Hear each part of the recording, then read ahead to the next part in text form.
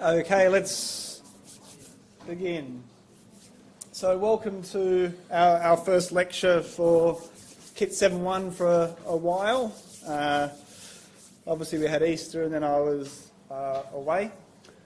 Today what we're doing for the first half, I think I've got an overview. The first half, we're going to spend most of our time looking at IT security policy.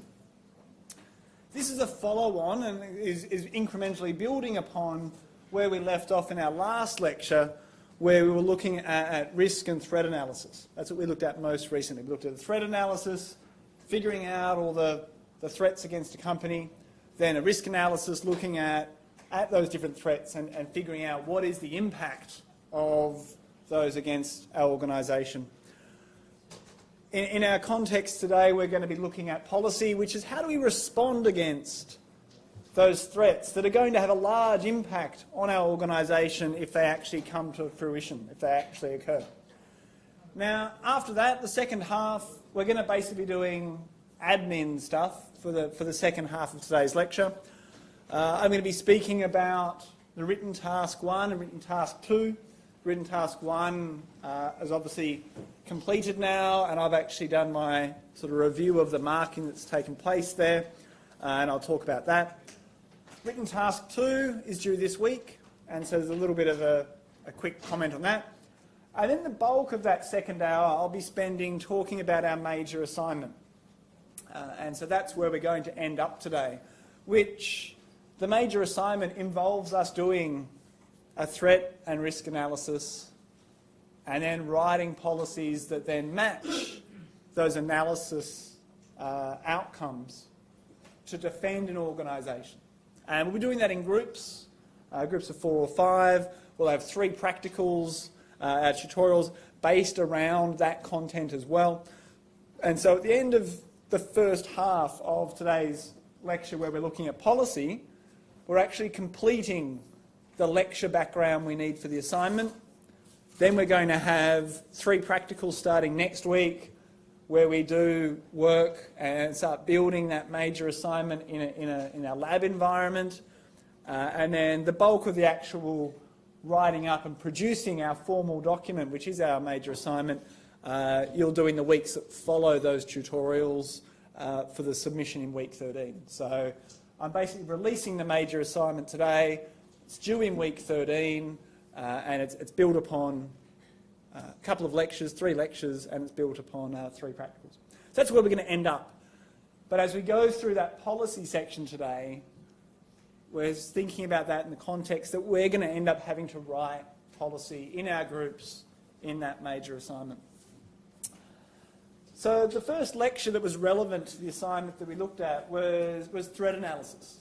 Now, in that threat analysis, we talked about brainstorming. I should edit that slide there. That slide's wrong. The threat analysis, which wasn't what we just looked at, is what we looked at 2 weeks ago now, is where we look at our organisation and we think, what threats are there against this organisation? Are the threats from competitors? Are the threats from our employees who might want to harm us in some way? Are our threats bored teenagers on the other side of the planet?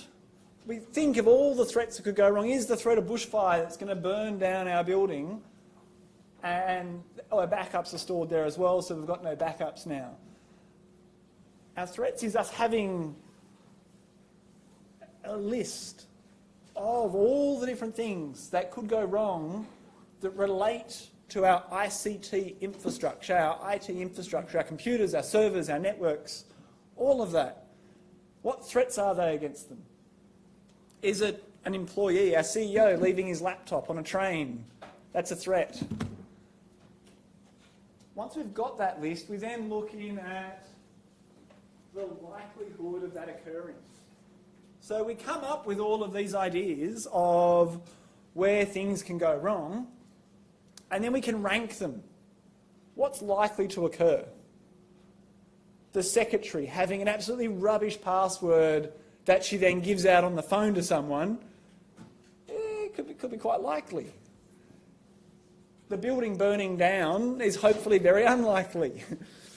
But the impact of those two is quite different. And the impact of those two things is what risk analysis is all about. And so our second lecture in that space was looking at risk analysis, going, well, here's all of our threats that are these likelihoods of occurring, but if they happened, what would be the sort of outcome of that? What would the impact be on our company?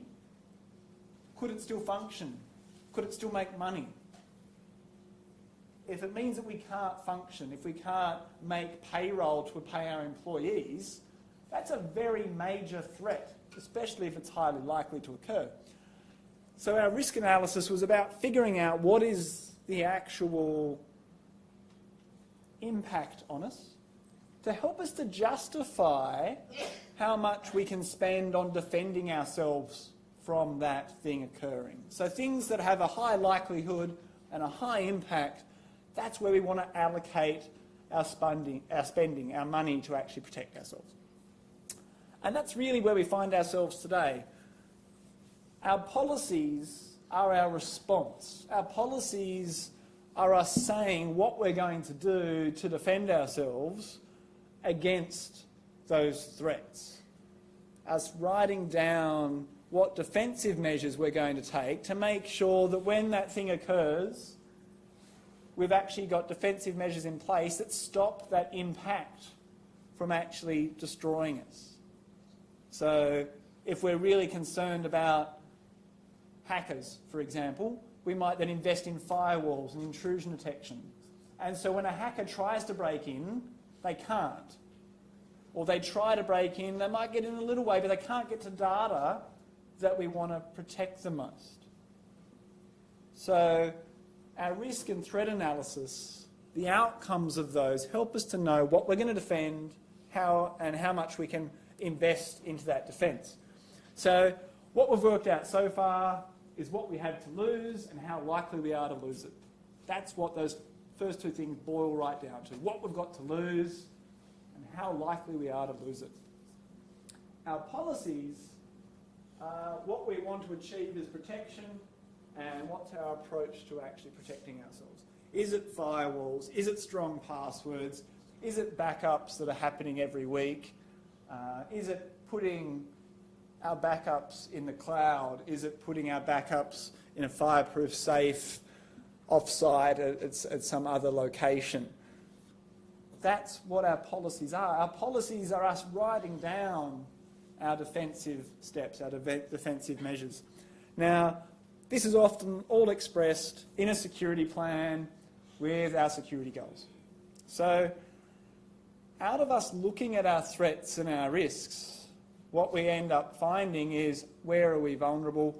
What kinds of things do we as a company have as our security goals that we value, that we need to make sure we achieve? So we end up defining our goals, putting those in a plan, and then having policy about how we reach those goals.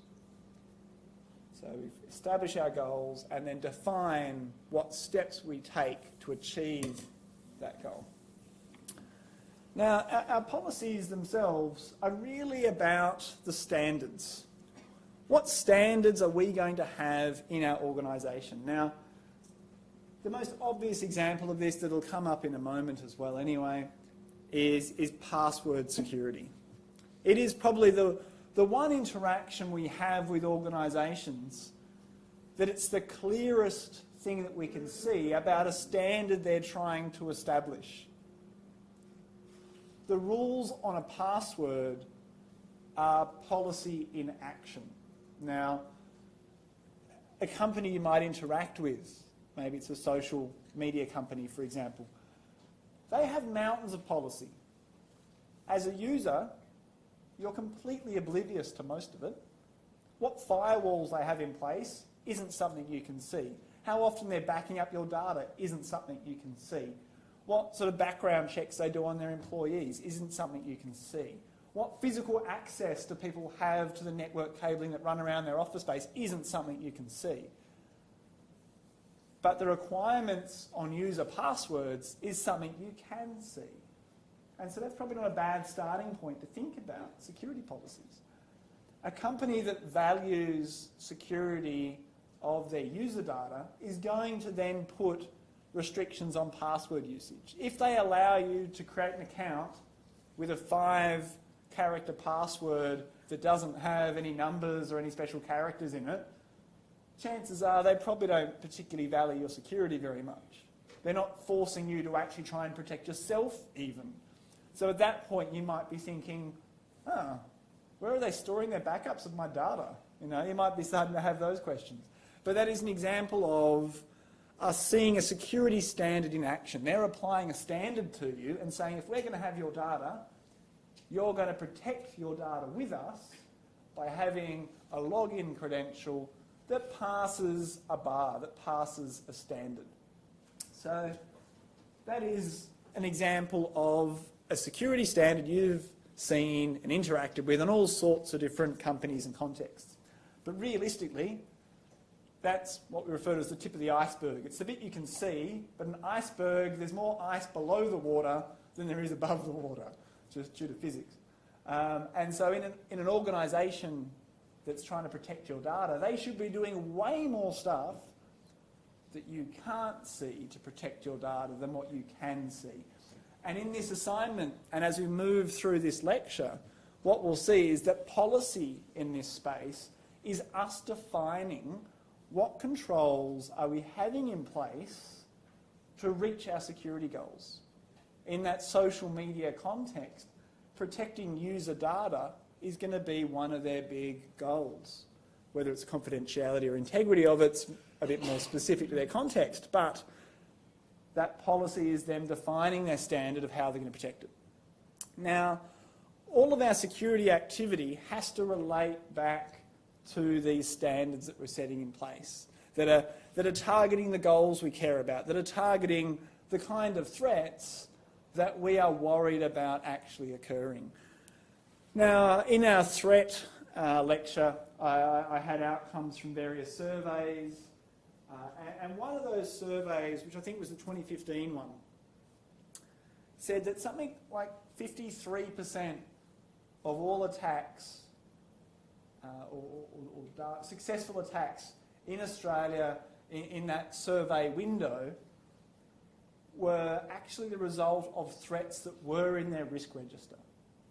So 53% of all successful attacks against companies in Australia in that window were against threats they knew about.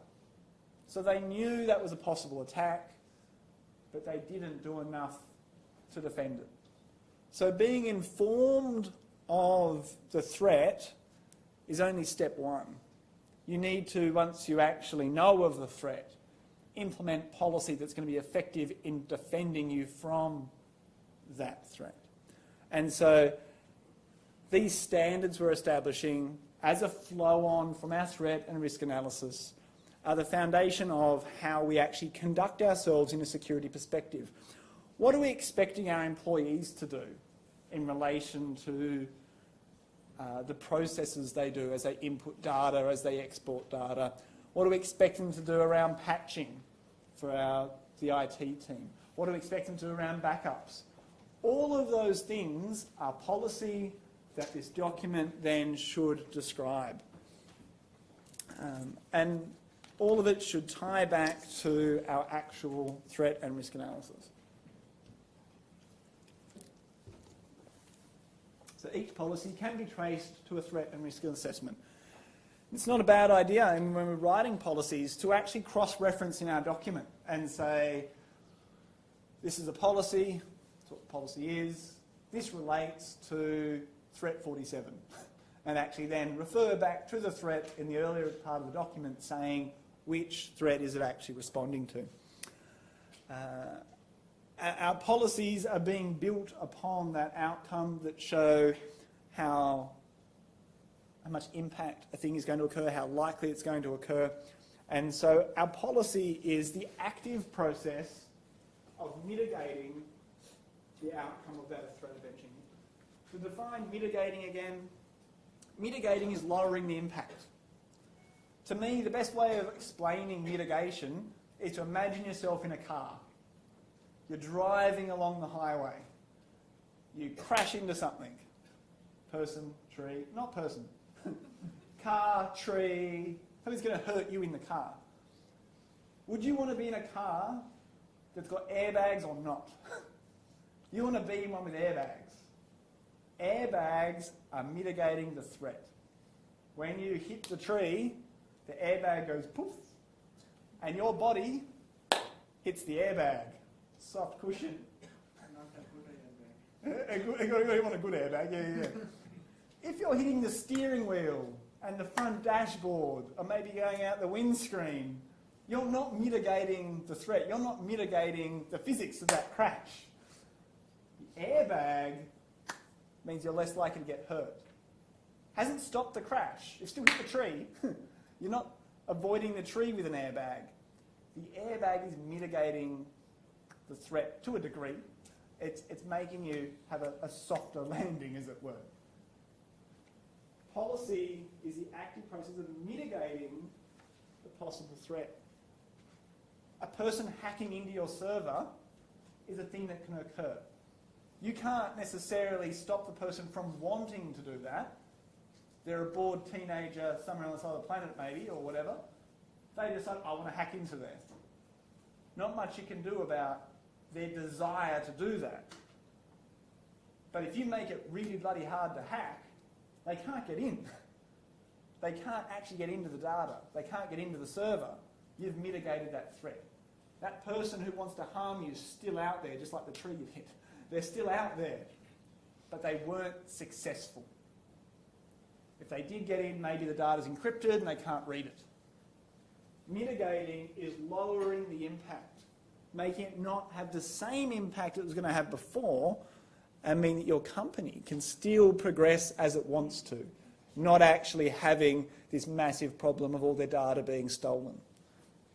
That's what mitigating is about. You're not stopping it necessarily from 100% happening, but you're making sure that the impact is lower. You're hitting the airbag instead of the steering wheel with your noggin. Now, as we look at policies, and we're going to go through a few different examples, when we go about writing them in a normal context, let's say some of you graduate and go to a company and they say, hey, write a policy document.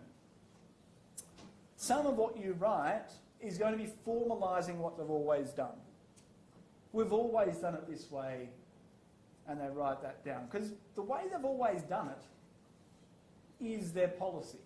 They might not have formalised it in a document, but what they were doing was their security standard, and their security standard is their existing policy. So when we first go to write a document for an existing company, what you kind of start doing is, what are they doing now? What do they currently do with their backups? That is their current policy, what they're currently doing with their backups. We might look at that and go, oh wow, that's a terrible idea. New policy. We're no longer doing that. We're now going to do something that's safer and securer and better. You might then do that. But initially, when we first write our document, in a real world setting, some of them are implicit in that they're already being done that way. And we might then need to change them. In companies where you've got like a startup company, 3 students found a company, off they go, start making money, very happy. No formal documents saying how they're going to be doing policy. But they've still got a security standard. That security standard is established by those 3 students and what they think is best. Now, they could be brilliant. They could be the most secure people in the world. And so their policy and their security standard could be sky high. They then grow as a company and hire 10 more people who aren't brilliant, whose security standard isn't sky high. What happens to the company? Their security is actually dropping in terms of what it's doing. So what that company should really do is, when they've got 3 people and they're doing everything beautifully, write the policy, this is the way we do it, hire 10 new people, hey, 10 new guys, this is what you do. This is the good stuff. So security policies often in a real world setting Start off implicit. What we've always done, you formalise that. But realistically, any mature company needs their policies to be explicit. If you all went and got a job tomorrow at a government department or a bank or a large corporation or even just a medium-sized company that's actually well organised, when you start working there, they do like an induction and they tell you what we do and how we go about doing things. This is them explicitly telling you what their policy is. Now, depending on what kind of job it is, the kind of policy they'll tell you is different. An example you won't see in the rest of these slides is if you get a job as a programmer and you go start working at a company that's not a tiny company but a decent sized company, they're going to have coding standards. And they're going to have standards around how they want their commenting done and the way that they document their code, the way they might structure their code. They're going to have standards. And when they hire you, they say, this is how we write code. This is our documentation style. This is the way we structure our code. They're telling you a policy about how to write code to match up with the rest of the organisation. No different with security policy. You go work at a bank, you get inducted and they tell you all the different rules for security for the first couple of days. Right? Security policies, being explicit, means that people can follow them. If people don't know them, they're pointless. And so it's quite common, large organisations, you get a job, the first couple of days, you're reading policy documents to find out what you should and shouldn't do so that you actually match up with their security standard. So again, when we make them explicit, we might actually just formalise and record the implicit ones, what they've always done, and record those down. So as we look at policies, we see that there's actually two general kinds of policies. A couple of slides ago, I said that what we might do is establish our goals and establish a security plan. We're establishing what our goals are for the organisation as a whole. Those goals as a whole might then lead on as the next step of being our general policies. So if our main goals for our company are around confidentiality, we might then have some general high-level policies about how we're going to achieve confidentiality in the context we care about. But those general policies aren't telling us exactly what to do. The general policies are sort of nice big idea policies. Specific policies gets into the detail. So a general policy, to have the example of these ones, general policies specifically give access to resources required to do work, access to all other resources denied. So this is a default deny stance. But the general policy is, as an employee, you'll have access to all the resources that you need to do your job. Everything else is denied. It's a general policy, kind of very high level. The specific policy of this, of how we implement this particular thing, actually relates to permissions on servers. What files on the server can I access? That's a specific policy. How is my internet being filtered so I can access things I need for work but not other things? How that happens is a specific policy. So the general policies tend to relate to the whole company. They're fairly high level. They're not saying how they're implemented. They're very stable. They don't tend to change. They're technology independent. They're big ideas, not saying a particular kind of technology. And they're fairly stable, they don't change. A specific policy is then how that general policy gets implemented, and it does relate to technology. So in that example, it now might relate to the firewall at a specific level, and say that this firewall will have these ports blocked and these ports open for a particular user or a particular kind of user. a developer can have access to these ports. The finance person can only have port 80 for web, and they have the email port. Other than that, no other ports. You know, specific gets into the very nitty-gritty details. And as technology changes over time, that policy has to change. The general policy, unlikely to change there over time. Technology changes, the specific policy has to change to match.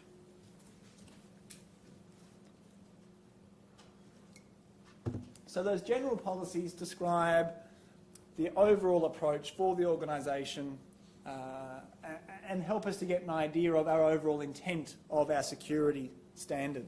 They're often very high level. Here's another sort of an example there. Which level of users are to be authenticated with passwords and need additional evidence? So we might actually have rules there around who has to have second factor. Doesn't say the second factor's a text message. It doesn't say that second factor's a one-time code. It doesn't say it's a biometric. It says people above a particular certain kind of job have to have second factor. Our policies also have a few other details in them. They describe who's a point of contact. If something goes wrong or there's a breach in a policy, we need to actually have someone to tell. We need to have a clear chain of command for when there's a possible breach in an area. Who do we tell? Are we telling the server admin? Are we telling the CEO? Who's the correct person to tell when we think there might be something wrong? Or we've got a question about the way a policy is actually done. But the general policies don't include implementation details. That's what specific policies are for. So here's some more general ones. All PCs within the departments of finance, marketing and stock control will have installed a virus checker that is automatically updated. Doesn't say it's Norton, doesn't say it's McAfee, doesn't say it's Microsoft. It says they have a virus checker. Specific policy goes into technology. Specific policy will change over time. The general policy, they will have a virus checker, is actually then standard. System audit logs will be maintained and kept for 3 years. General policy, we're keeping logs. Where are they kept? What format are they kept? That's a specific policy, that's not here. System X will not be unavailable for more than 24 hours. So this might be a server. It might be where we make all of our money. So the general policy is that thing will always be up. If we go down, we've got to get it up and rolling again within a particular time period. If this is where we make all of our money, whatever that system might be, if we go down for longer than that time, we might stop functioning as a company. So this is then actually describing directly across to that risk and threat analysis, these are our vital services. These are the things that if we don't have, we can't function. We're able to have that as a general policy. What we do to maintain that uptime is a specific policy. Do we have that system redundantly hosted in multiple server farms so that if one copy goes down, the other one comes up and we change across instantly? Some companies make that kind of stuff public. Yahoo's an example of that. Every now and again, almost like annual, Yahoo do a bit of a stress test that they make public on their systems. And Yahoo, I think, maintains, I think it's 8 or 9 copies of the Yahoo system scattered around the globe. So I think there's like 2 copies in America on each coast. There's one in Europe. I think there's one in Singapore. I think there's one in Tokyo, one in mainland China, one in India. And so they're sharing the load globally. But if one of them goes down, everything gets routed to the other ones. So you can still get to their services, they're just slower because you're having to go further. So Yahoo's very open and public about where their systems are. I had a meeting recently with a Microsoft person, And he said that there's 3 copies of the Azure cloud stuff in Australia, one of which is a very public location that's been published. 2 of which, one of which he told me where it was, are confidential. They don't tell people where they are. They don't want someone who's got a grudge against Microsoft, attacking the building or something. So those higher value things where you're making sure that you can't go down on those, they're actually highly secured and particular locations. Things like Google, they've got dramatic redundancy worldwide, and if you actually look at some of the Google stuff, they've developed little servers in like shipping containers. They were doing lots of that about 5 or 6 years ago. I'm assuming they're still doing it, where they've basically got a shipping container of a mirror of a whole bunch of Google stuff, and they go and plonk the shipping container somewhere and throw optic fibre in the side, and away they go. They've got a local mirror. That's what companies do to make sure they go up. If companies aren't accessible, it's bad for perception, it's bad for stock price. If they're actually selling things and you can't buy that thing now, that dramatically affects them. So general policies describe uptime, what you do to maintain that uptime in terms of redundancies and things, that's specific. Some more general, subnets, which manage any data rated company confidential, are protected to standard level Y. So putting out rules around our confidentiality of our data and saying, well, what networks is that data allowed to go in? And if it's in those networks, how are we protecting it? Is it going through a VPN tunnel? Is it SSL? Saying it's at a particular standard here is one thing. The specific policy then says how that's implemented. What is the software that's doing the VPN? What is the hardware? All those sorts of things. That then becomes specific. So what you can see as we move through here, we've got our risks and threats. Those lead over to our goals, the things we care about the most, which directly from that our general policies fall out of. Those general policies we can then do the details on in specific policies to say how we actually achieve those goals. What are we actually doing? Passwords will be constructed and managed following current best practice. So that's a high-level policy. But what's best practice? That's a thing that moves. The general policy is saying best practice. So our specific policies then actually interpret that, and over time will change, describing what our company perceives as being best practice. So into some specific ones. The point of contact, that is a specific thing. This person is who you go see. If they get hit by a truck, that's got to change, therefore it must be specific. If it's a value that hopefully could change over time or would change over time, it needs to be a part of our specific policies. This is where we actually have all our implementation details. And so in the context of passwords, saying how long they'll be, how long they'll last, how they're going to be stored, which is what that shadow file is about, whether or not they contain numbers or uppercase characters or non-alphabetic. That is all specific policy that could then change over time.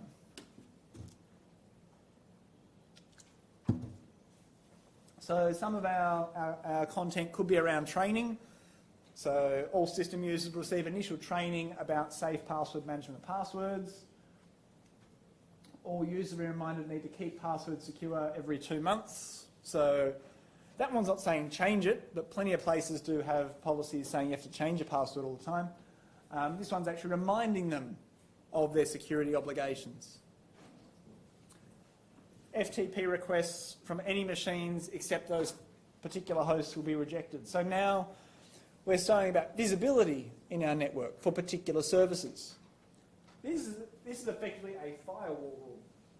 And a firewall rule that is then stated as an explicit hosts that are allowed to have FTP access. Email with attachments will only be allowed from the following hosts. So it's specifying where we can expect things to come from. Now, there's lots of resources online to look up particular policies. SANS is probably one of the largest training organisations globally in the security space. They've got stuff on it, but there's lots and lots of places to do it. The Tasmanian government even publishes their templates for security policy writing inside of the state government. Federal government would do the same thing. Plenty of training organisations have samples. Some companies publish their policy. And so what they would actually do is publish a public one that's got lots of policies they're happy to share with people, so prospective employees can get an idea of how much do they care about security. Realistically, they're going to have a private version of that policy internally that's got more specifics in it around anything that's confidential, like IP addresses and things like that. So many policies are implicit, they're from tradition, the way we've always done it. Formalising that is actually not a bad job. I know of people who have done my courses and then on the side have been paid to write policies for companies that got to the point where they felt we need policy, and have employed students who had done my units or had graduated and then written them.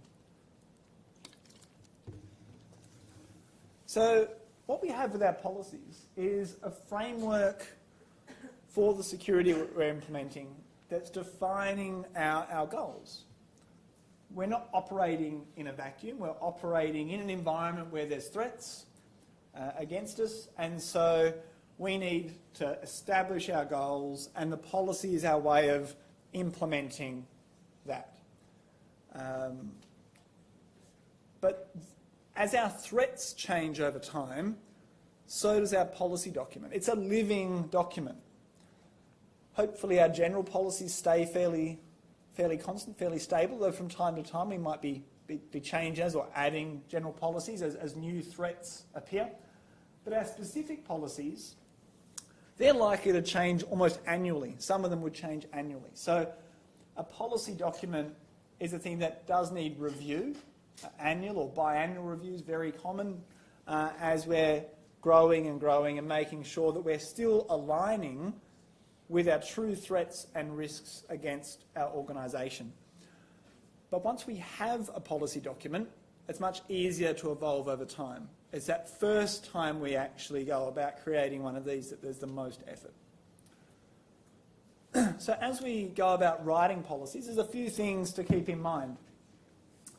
We never want to conflict with the law, so we can't write policy that then expects our employees to do things that breaks the law. That'd be a great way to get sued. So we need to make sure we're doing that. So an obvious example of that at the moment is in Australia in February, the notifiable data breach legislation came in. So if there's a hack, if there's a breach, you now have to report it within a certain time period if certain things are met. We can't then have a policy that says, if there's a breach, don't tell anyone. That breaches Australian federal law. It's about to probably end up breaching European law in a global context with the GDPR as well. Our policies should be able to stand up in court. Now, this isn't to say that we're going to be perfect, but what they're demonstrating most commonly is our level of duty of care. If something goes wrong, it's not a case of, oh, our policies weren't perfect that gets us in trouble. It's more that if we've got policies that are negligent, if we've got policies that are really not trying to actually target the problem that we were shown to know about. So we do a risk and threat analysis, we find out about a threat, we then write rubbish policy that doesn't really deal with it, then there's a problem and we get sued. Our policy is not going to help us. But if we've got policy that's good, that's showing we're actually doing a decent effort, we're actually displaying duty of care, it then can defend us in court, saying this is what we do, this is normal practice across the industry. Yes, we could have probably done more, but inside our context of how much money we make, other companies of the same size, of the same policy, we actually did all we could be expected to do. Then we don't lose that court case. We've actually shown that we've actually done what we could have been expected to do. Policies should be properly supported and administered. Now, in our context of our assignment, that's kind of out of scope. But it's not particularly, because if we write policy that's impossible to administer, it's bad policy. We have to write policy in the context of the organisation. We have to write policy that actually does the job in a reasonable way, that users can follow, that makes sense, that actually achieves the goal. So good policy that's written is very easy to support and administer if it's done well. Good policy should contribute to the success of the organisation. Now this one should be the thing we don't have to think about at all. If we've done our risk and threat analysis well, and we know how likely a threat is to occur, the impact it's going to occur, and we go, oh yeah, this is a real big problem, this is where we're going to focus, this is our goals in our security plan, we're then contributing to the success of the organisation. If we've not aligned our policy to those goals, to those threats we really have, then we're not going to do that. So if we actually do align it to the real threats we face, to the real impact they're going to have, we will then be doing this. It's not something we've got to think about afterwards. It's if we've done the process well, that is what we will do. That will be an automatic outcome of good threat and risk analysis, of good goal definition. Involve end users of information systems. So, again, that's not particularly something we can do in our assignment, but the key is here, in our assignment at least, is thinking of who are the users in our context and try to think, well, as we're writing policy, what is a reasonable expectation on the users of this system so that the policy we're writing actually works. We can make a system beautifully secure, but not usable. Like, it's really easy to make this computer 100% hack-proof. Don't put it on a network ever. Hack-proof, right? Not useful is also what it is. So when we're actually writing policy, we want to think about the end users, think about who's going to be on that system, and think of how can we mitigate the risk in a way that makes sense to them so they'll do what we say, but also is effective. If it's not an effective solution, what we have is security theatre, which is kind of what we have at the airports when we all get x-rayed. It's security theatre. It doesn't really do much. It's not hard to sneak stuff through. Security theatre is not useful. We want to make sure our security we're actually doing works, is actually efficient, does the job we think it's doing. Our language needs to be very clear. Now, if we look at the language in policies, what we tend to find is these sort of words quite a bit, quite clear with their verb usage, saying that particular things must, or in some cases must not, occur. So all users must have a password. All users must have a password that's 10 characters long. The must word there leaves no room for a person to then have an account without a password, or a password that's not strong enough. Should not. Again, clear ways of explicitly stating how a person should or should not act inside of our system or using our ICT. In physical security, the server room should have a lock on. It should be locked at all times, very clear and obvious. And it makes our speech, or makes our usages of our policy very, very stunted and exact, but that's what we're wanting. We're not wanting wiggle room in a policy. We're telling people how they should do things. Now, the recommend and recommended, we see that a bit there as well. This is where we don't have a clear must or must not, and it might be the kind of thing that moving forward you think it will be a must in the future, but for the moment it can't be fully justified. And so recommend and recommended is the other, sort of the one weasel word we allow in scenarios where you think, maybe we can't actually have that. But maybe it's, we recommend all staff have second factor, but under that we then go all C-suite, the CEO, CTO, CIO, they all get a must. but maybe our secretary doesn't have a second factor or whatever. So recommends we might use occasionally. So realistically, all of our policies should end up having one of those in them. And commonly we want lots of musts and shoulds and should nots and those ones. We're explicitly saying what behaviour is expected.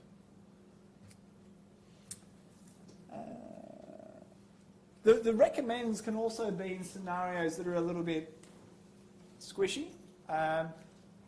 Like we recommend staff maintain office hours of 9 to 5. Why would we recommend that? Other people are there. They can monitor the security of the general environment. But sometimes you might need to work late to get more stuff done. So you don't want to have a must not work late, but you might recommend that all staff work from 9 to 5. So from a physical security perspective, your infrastructure has lots of people around seeing what's happening. So there's another example that recommends can kind of work. Some documents, and I've seen this in government ones, they often, whenever they use those words, they actually capitalise that word in the sentence. I'm not saying do that in your assignment. Can if you want. There's no marks either way with that. But that's a way of highlighting how much they value those sorts of verbs. So that a person reading over a page can see all of the musts. And they're, what must I do? And so that's a way of highlighting how important those are. I'm not saying you should all do that. Not an expectation on the assignment. But it does highlight to you the importance of our words we choose and the structure of our sentences. That's a bit of an example. So if you go and look and find other policy documents and you see that occur, that's what they're doing. They're highlighting the importance of particular parts of the sentence. Now, policy documents, incredibly useful. They protect us. They're completely useless if no one knows what they are. Staff training is about how we make sure that everyone in our organisation knows the policies, knows how to actually act when different things occur in our company, that know how to actually do the backups if they're the backup person, or know what kind of passwords they'll need to have. That's what staff training does. Everyone should be trained, no one exempt, everyone should be covered. If we look at the threat analysis stuff, we saw that in some of those surveys at the start, that it was pretty much universal, that everyone was saying everyone in the organisation needs more training around security. They need more training on what the policy actually is. If we've got a policy and we're not following it, we don't have a policy. Because, as I said before, the way we've always done it, the implicit policy is what we're actually doing. If we've got a written policy and we're not following it, our actual policy is what we're really doing, which might be completely insecure. One outcome on this that's kind of fun and interesting is when audits and stuff occur. I know of a large utility in the state, which is really not narrowed out. There's the power utility, where every year they have a tiger team come down from the mainland and spend, I think it's a week, maybe it's 2 weeks, trying to break into the organisation. So I know some security people there, so I know when it's sort of happening. But the rest of the organisation has no clue. And so they're dropping USB sticks in car parks, they're trying to walk into the building, get access to rooms, trying to shove USB sticks into things. They're trying to hack the organisation because they want to see, do the staff enforce the policy? Do the staff pick up a USB stick in the car park, walk inside and shove it into their laptop? Because their policies are not to do that. Specifically not to plug in unknown devices onto the secured network. So doing that sort of stuff is a way of testing and making sure are the policies actually being followed. So staff induction is key.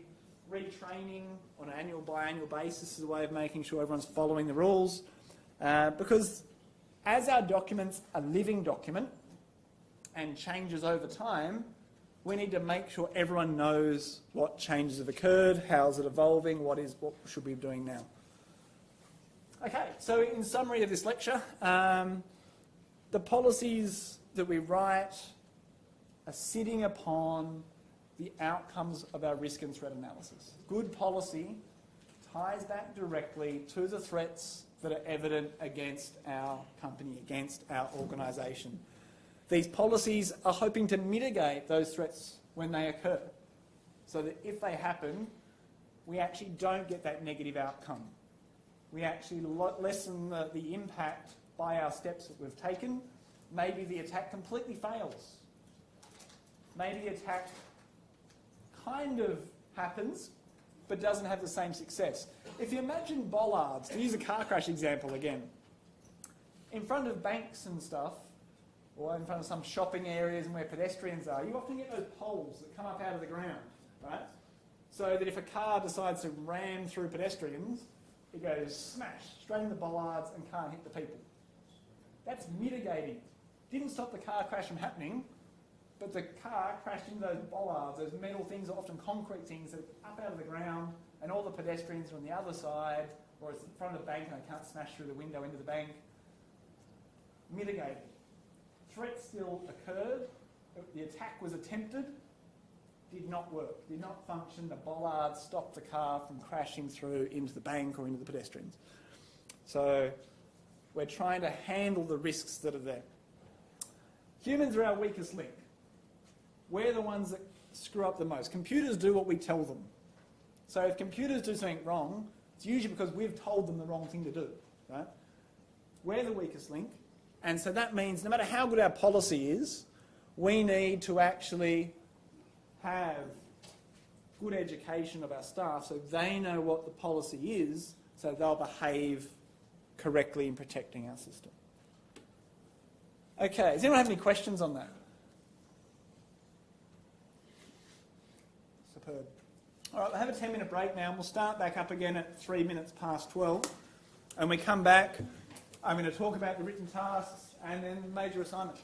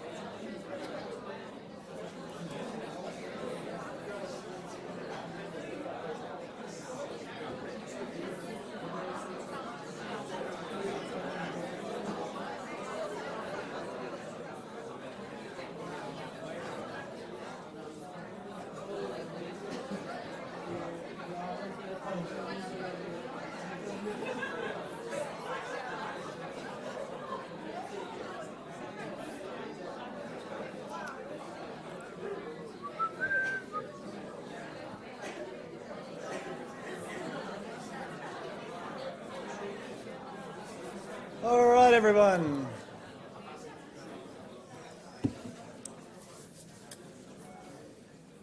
Okay, so before we actually get on to those, we're going to do an attendance. So if everyone opens up Milo, that'd be great.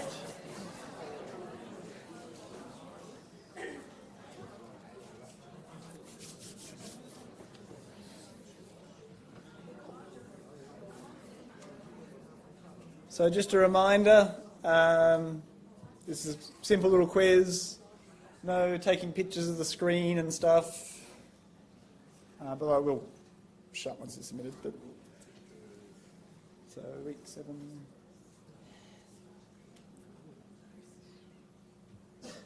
Most people on Milo yet? Not yet. It's all right. Right, plenty of time, it's all good.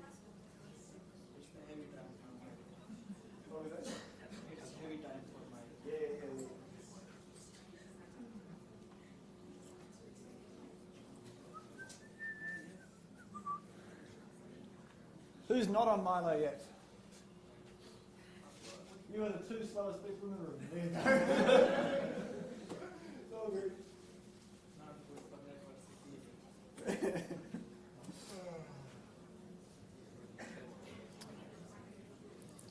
Are you 2 on Milo yet? Excellent. All right. I was about to press that one, not that one. Okay, so this time the password is poise. Poise.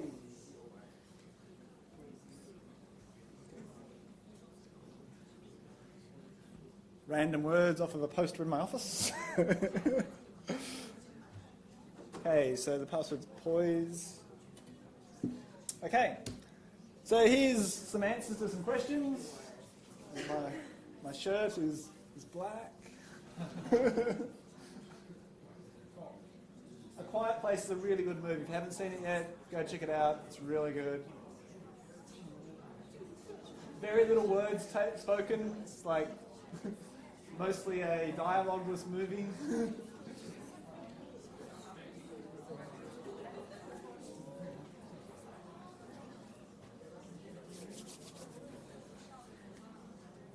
Alright. So everyone got the password, everyone's now done the quiz. How are we going? All submitted?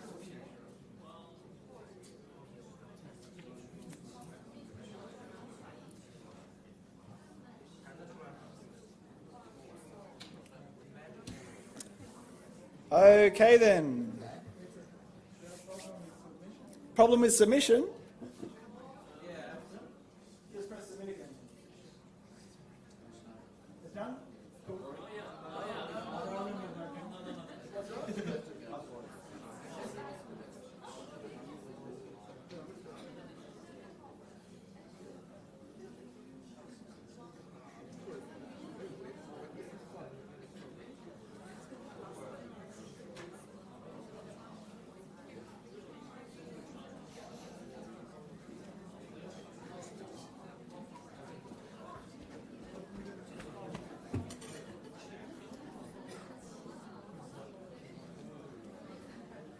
P-O-I-S-E. Did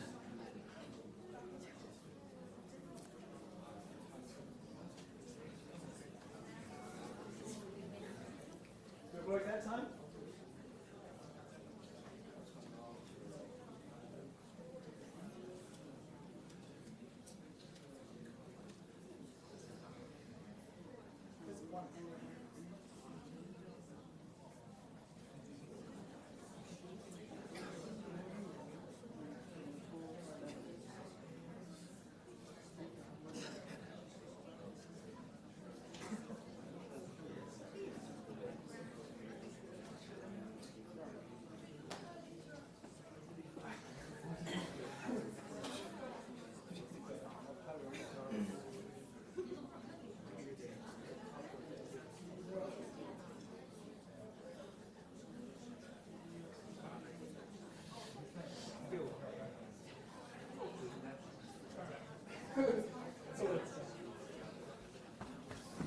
All right.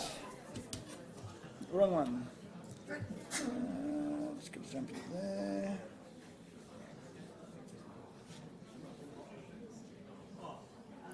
Okay, so again, before we jump into the next stuff, public holiday coming up. Now, happily, this will not affect most of you, which is good. So next week, so not this week, next Wednesday is the public holiday. So that means we all get to sleep in, drink umbrella drinks, go up the mountain, play in some snow if there's any snow up there. But that does mean that if you've got a class next Wednesday, it's going to get rescheduled. I've not actually heard back exactly when my classes for Kit 711 on Wednesday are going to be rescheduled to. I'm hoping to hear that today.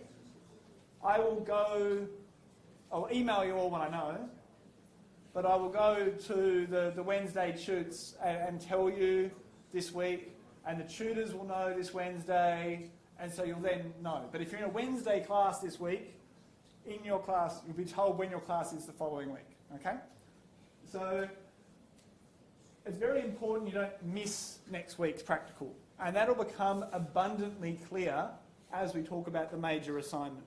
So when you hear about the movement of your class to another time slot, if that is a time you cannot attend, you need to talk to me.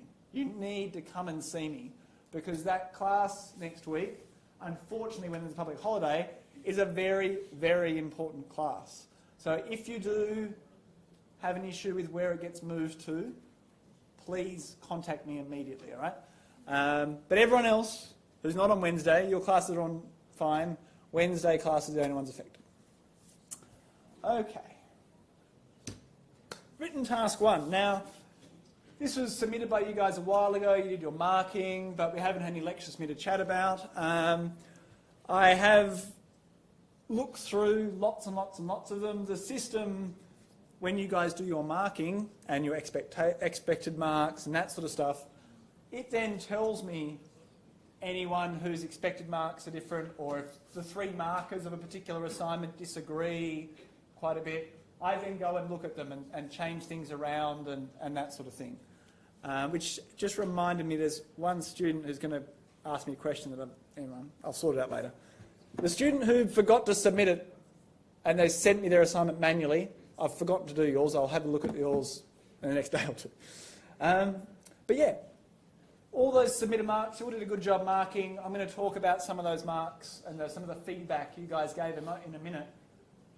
But I ended up looking through and adjusting about 25% to 30% of marks. So the final mark that's now on Milo is actually an adjusted mark based on me looking at them and stuff. So about 25 or 30% of you, I adjust your marks. Some of them have gone up, some of them have gone down.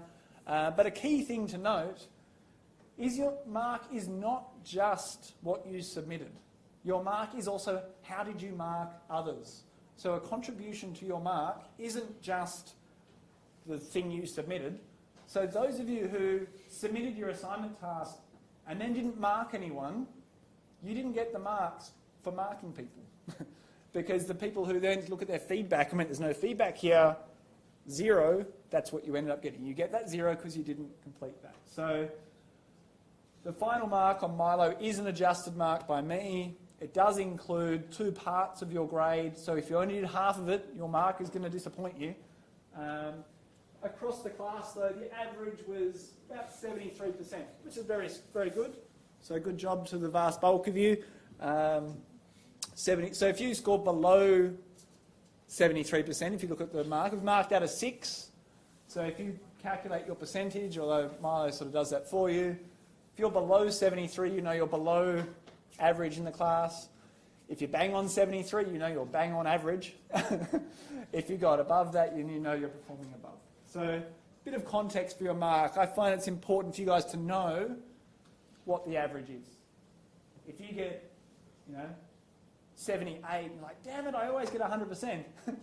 Actually, I got 70, I'm actually above average. I've scored above. If you got a pass, you got like 50%, you're like, oh wow, I'm actually quite a bit off. It's important to have that context to see where you're sitting. In the way it was actually done, there's a few things I want to chat about. I've got a couple of slides of feedback to tell all of you. First off, on plagiarism, copying and pasting someone's work whether it's from the internet or whether it's another assignment, is not actually acceptable. If you've got a quote there, so someone said something and you've copy and pasted and you put it in quotes and you say where it's from, that's okay. Generally speaking, if you do lots and lots of that, your assignment's not very good and you should score low, because we're wanting your thoughts on it as well as other people's thoughts.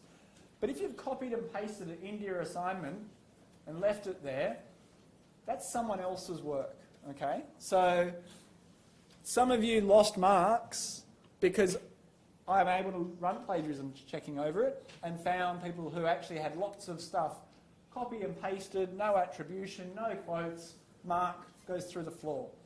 So just aware of that. A good practice to have is to never, ever, ever copy and paste into your assignment document. You can't then get done for plagiarism. It should be in your own words. It shouldn't be in someone else's words. It should be in your own words.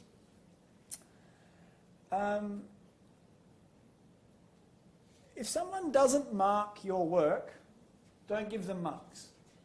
Sounds like a very obvious comment, but a bunch of people whose work was not marked then gave marks to that person for not marking their work. Very annoying for me, because I have to go through and remove those marks. So if someone didn't do the marking, no comments, nothing at all, give them 0. Don't give them a pity 20. I just take that 20 back away. They didn't do the work, they don't deserve a mark.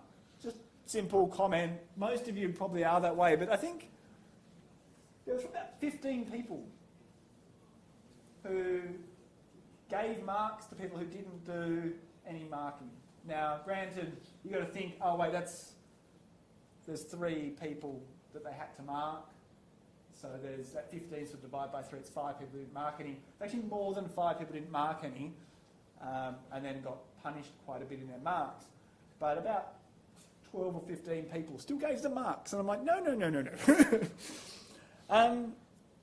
Lazy feedback that doesn't give you any useful feedback is actually not particularly useful. And that's what I'm looking for. And so it often stands out to me a little bit because of the feedback that you've given. A person doesn't align with the feedback that the other 2 markers gave, or the marks that you gave didn't align. And so I found a couple of people who gave the exact same feedback to all 3 people they marked, at which point I just start taking marks off. So make sure you read it. Make sure you provide feedback to the people you're doing. Don't just copy and paste the same feedback to all 3 people. That's very lazy, and I'll just take marks off. So I did that. I took marks off from a couple of people I found had done that. So yeah, if you were one of those lazy people, pro tip, don't do that again and you'll get more marks. As someone's doing your feedback, have a think about what they've written. If it reads like they didn't read your assignment, they're not giving you anything particularly useful, feel free not to give them a really high mark. Like if you read their feedback and it doesn't particularly sound like they read your assignment, I probably wouldn't give them more than 60 or 65. They should be actually talking about what you've done, that you've done good citations, or that your introduction was good, or that you were looking at whatever the topic was. And so lots of people were constantly talking about the assignment. It was really clear they read the assignment, they got something out of it. Other ones, granted the people who were copying and pasting the same thing, were like, their only comment was, yeah, poor grammar. No, nothing else. It's like, where was the poor grammar? What was an example of the poor grammar? Just saying poor grammar is not useful to the person when they get there. Poor grammar? Where? Give me an example. What was my poor grammar? So if they've got poor grammar, grab a sentence, copy and paste it in there and go, yeah, this sentence makes no sense. That you're actually giving them feedback. It's useful. So if you feel like they didn't read it at all, feel free to give them a low mark. If, though, you think your assignment was perfect and they're saying your assignment was perfect, then by all means, maybe it's still give them a high mark because they've read your assignment. But I think a lot of us know whether or not we've written a perfect assignment. It's got nothing wrong with it. And so if all three people say your assignment's perfect, then maybe it is. But it's just try to think about it, because we're hoping to improve each other. Hoping to improve each other. So if they're not helping you at all, like if two of your markers said you had poor grammar and gave you examples of it, and this other guy said everything was beautiful and amazing, maybe it's not. Maybe his feedback wasn't very good. Maybe he didn't read your assignment. So I just want you to think about that. I'm not saying, hey, be really hard and fail everyone for their feedback. I expect most of you to be giving pass marks or above for the feedback, because that's what we tend to do. Because people, oh, they've read it, they give me some feedback, it's nice. But it was really odd reading some people's things where one of the people said very little, and then other had two really good lots of feedback, but the student gave 100 to all three markers. And two of them did a really good job at reviewing it. One person did a really lazy job, and they still got 100. They don't deserve 100. So just try and think of it. Don't willy-nilly throw around 100% if you don't think they actually deserved it. A quick comment, don't forget to come back and do the reverse feedback and grade the feedback. A couple of people never came back to look at what feedback they were given. I even got emails saying, hey, are we getting feedback on what we did? I'm like, yes, you were supposed to mark it and grade that feedback. So make sure you come back and do that. Here's a quick question. What is peer-reviewed content? Who wants to call out some answers? What's peer-reviewed content? Does anyone know what peer-reviewed content is? Journal. Journal's a good option. Great option. What else? Conference. Main two peer-reviewed things we're going to see are conferences and journals for peer review. I've just come from a conference. When I submitted to that conference, I submitted the paper. After about 2 months, I then got some feedback from the 4 reviewers who read the paper. And they said, oh, this is wrong with it, or this is good about it, and they gave me feedback. If the paper was rubbish, it would not have been accepted. They would have said, this paper is not good, do not publish it. That is what peer review is about. 4 experts read the paper and say if it's good or not. Conferences and journals do that process. So when we're writing academic things, we base them on the evidence that's in peer-reviewed sources, where we know not only has the author done work in that field and are probably an expert in that field, 3 or 4, depending on the conference or journal, 3 or 4 other experts have said that that is good work. That's what peer review is all about. So during the marking, lots of people had good conferences and journals. It's really good. When I was reading some feedback, I'd see one person say, not enough peer-reviewed content. Next marker, not enough peer-reviewed content. Third marker, HD. I'm like, a bit odd. Go open up the assignment. Not much peer-reviewed content. Third marker does not know what peer-reviewed content is. I go look at their assignment. They haven't got any peer-reviewed sources. They don't know what peer-reviewed content is. So there is a little bit of a gap. Some of you know it. Some of you called out conferences and journals. So when there's marks allocated to having 2 or more than 5 peer-reviewed sources, if you don't know what they are, you're going to, one, lose marks because you haven't included them. But when you go to mark others, you're not going to know what they are. So conferences and journals fall in that category. Other things that are very high academic quality that I consider the same level are books and legislation. Books get read, get by editors, and publishers only going to publish things that are good. So that's still a very high academic quality and is equal to a journal. Legislation, which comes into some of our topics depending on what they are, that is basically the highest form of peer review. It's had to go through like a Senate or something with 100 politicians reading it and all their staff reading it and experts being consulted. And so these 4 are our high academic quality things we're basically looking for.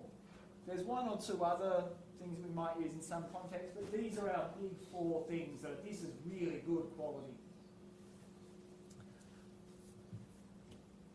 What is not peer-reviewed content? News articles, where especially the person writing the news article has a very strong opinion that no one else agrees with, or the news company is owned by a massive corporation that also owns competing products to the one being spoken about. News articles are often biased, or it's one source, right? I'm not saying news articles are bad. If an event has occurred, that news item is very relevant. This occurred. Reporting what's happened. It is not a peer-reviewed source that gets us those marks. It's a source we need, especially if the events happened. We need a news item in there to say that's occurred. That's a very important reference. But in terms of academic sources, that is not what that is. Wikipedia is not an academic source. Blogs and random internet websites are not sources. That are not peer-reviewed sources, rather. So these are not necessarily bad. In fact, a lot of our first assignments all needed one of these, because that was what it was based around. And it's not like we should never have these, but when we're doing that first criteria, and it says X number of peer-reviewed sources, these do not count for that. Only those top 4 do. Any questions? Cool. So our second written task is due this week. Marking of it will start Friday night and end late the following Wednesday. So it'll be the same sort of time periods as we had last time. And then the feedback marking occurs sort of from early hours of Thursday through to the Monday. So many of you have already submitted it. I can see them. They've already been submitted, so good job. Obviously that marking starts from this Friday through.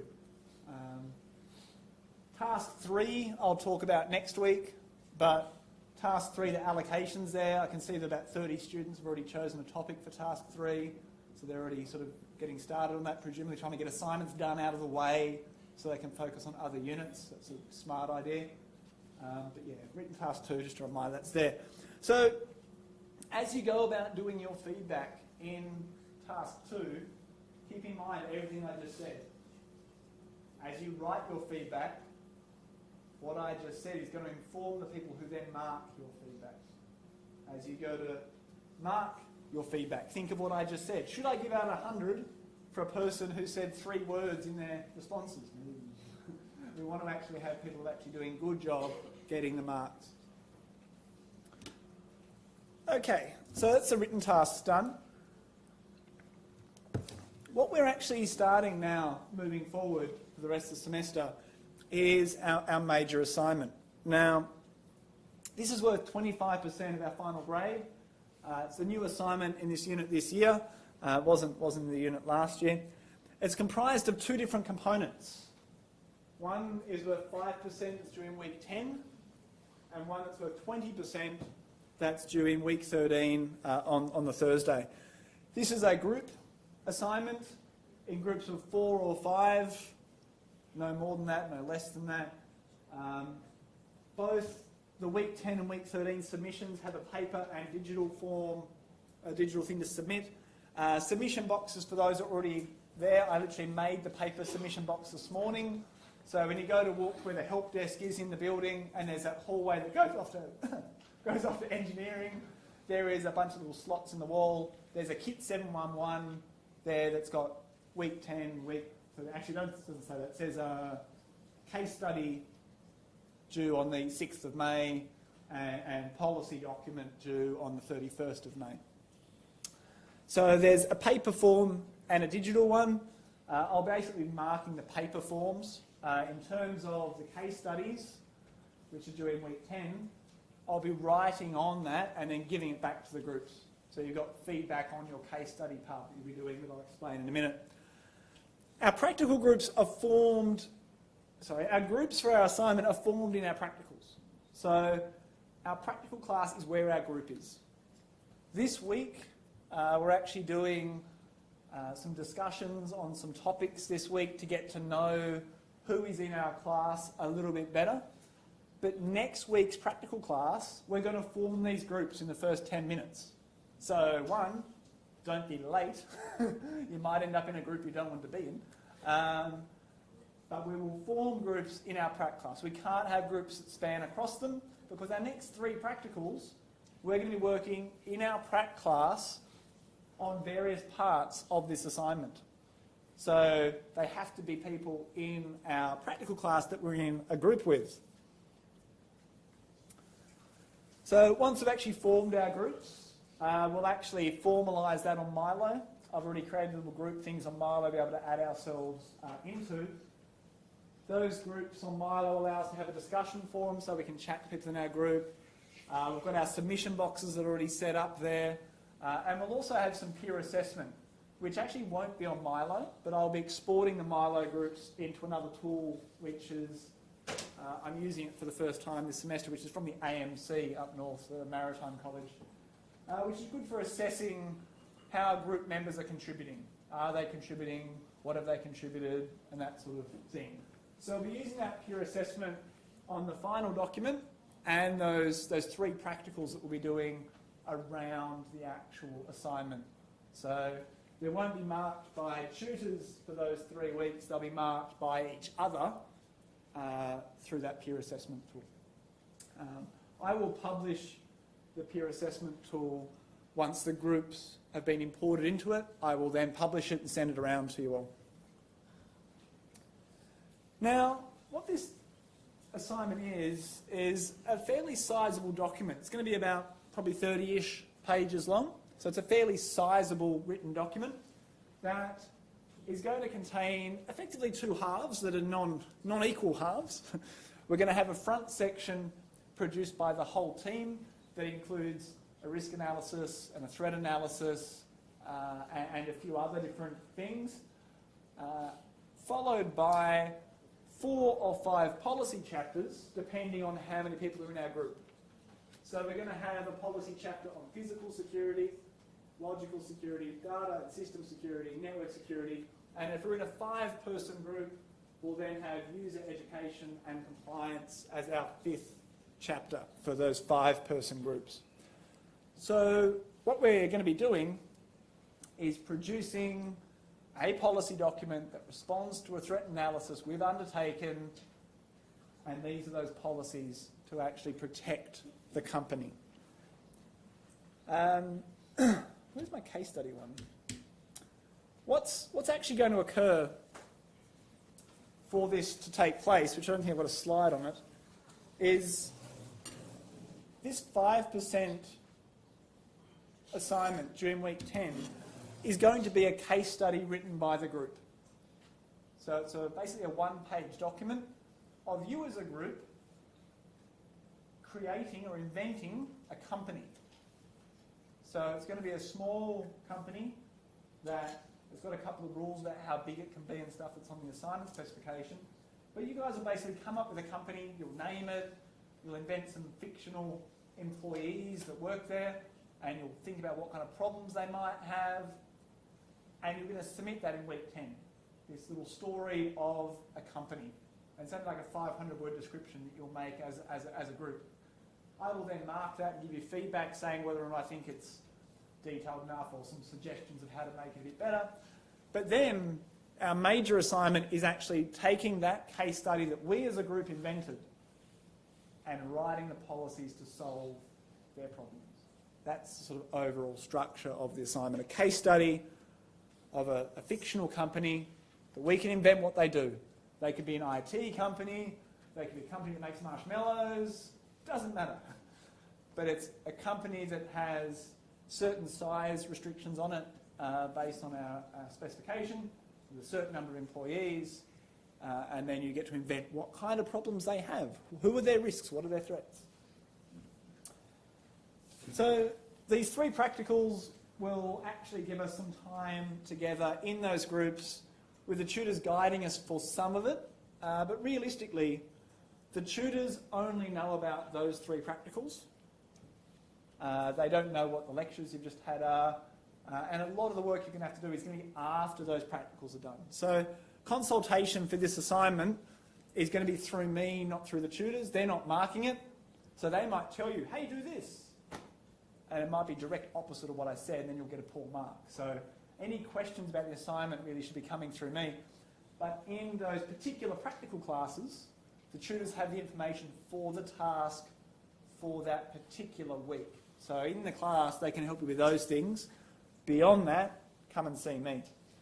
But those practical times give us time in our groups initially to get the ball rolling with our assignment.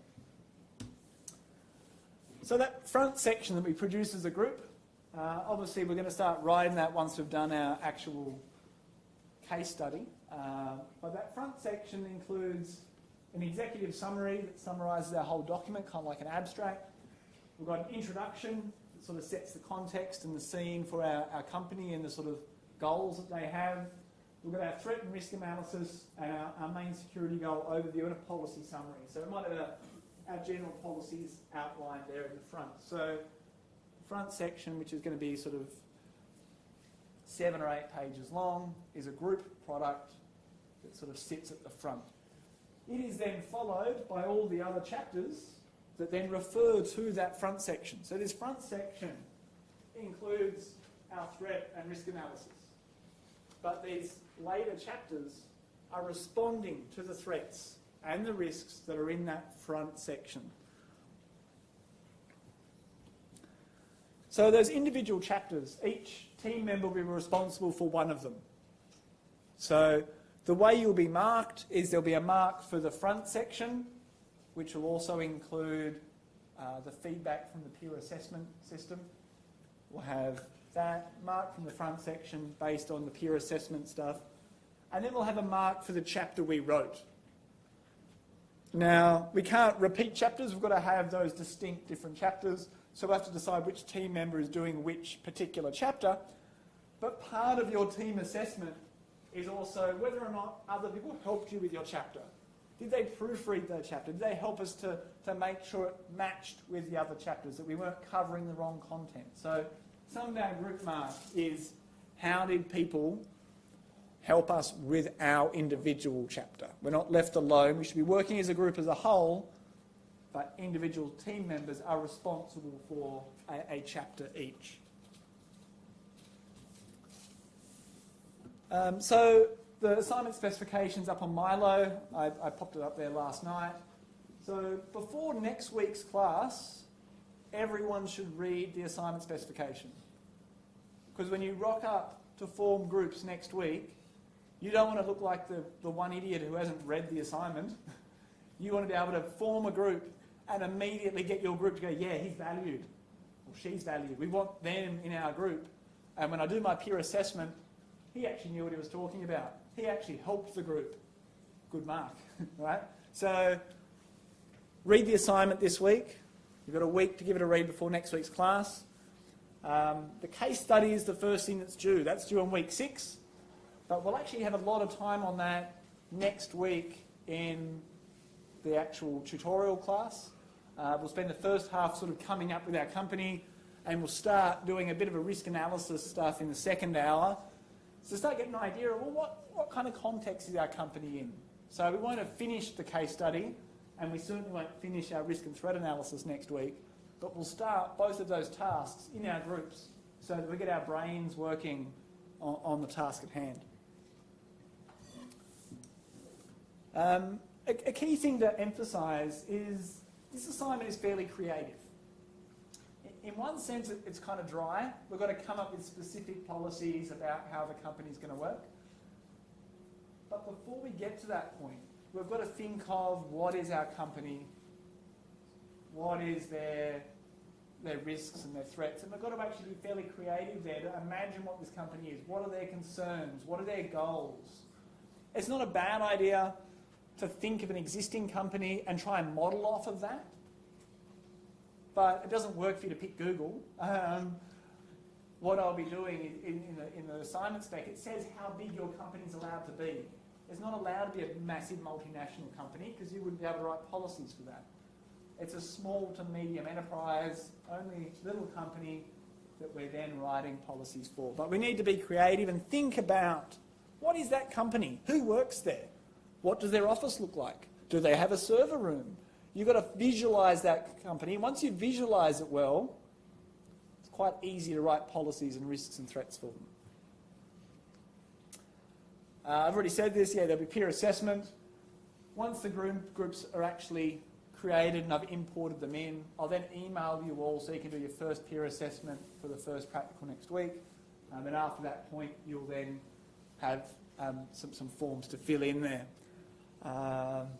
So yeah, initially there'll be just small quizzes about team member participation in the tutorials, but then with the final one, it'll then be like, did they help proofread, who and different parts of the assignment, who wrote most of this part, most of that part, and that sort of thing.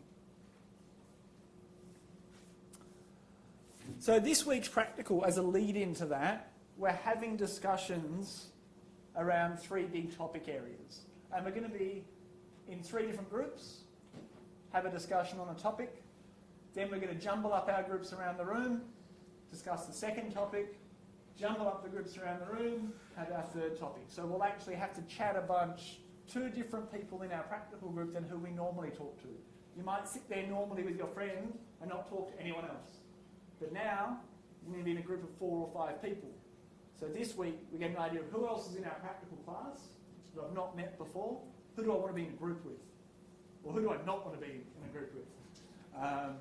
Yeah, okay. Any questions?